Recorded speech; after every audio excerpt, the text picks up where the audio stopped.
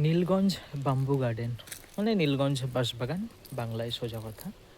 তো আমি এটা 1-2 বছর হবে হয়তো আগে প্রথম এখানে এসেছিলাম। তো তখনই কিছু ছবি ভিডিও পোস্ট করেছিলাম, দেখেছিলাম অনেকে দেখেছেন, সেই কারণে আবার ভিডিওটা করা।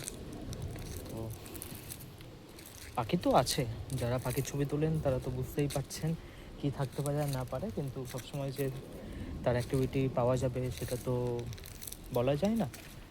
তো আমি তখন জানতাম না, সত্যি কথা। আমার খুব ভালো মনে আছে এটাই, যে একটা হাড়িচাঁচা পাখিকে আমি তখন প্যারাডাইস ভেবে নিয়েছিলাম। সে তো কী আনন্দ আমার!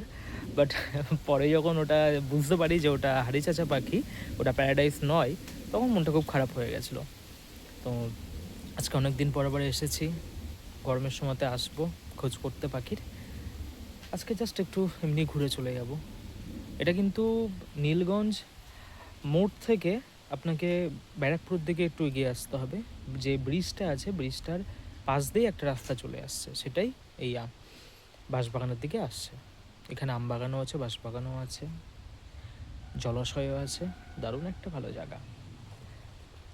আসতে পারেন যারা ঘুরতে একটু পছন্দ করেন, নিরিবিলি জায়গা চান, অবশ্যই আসবেন তারা।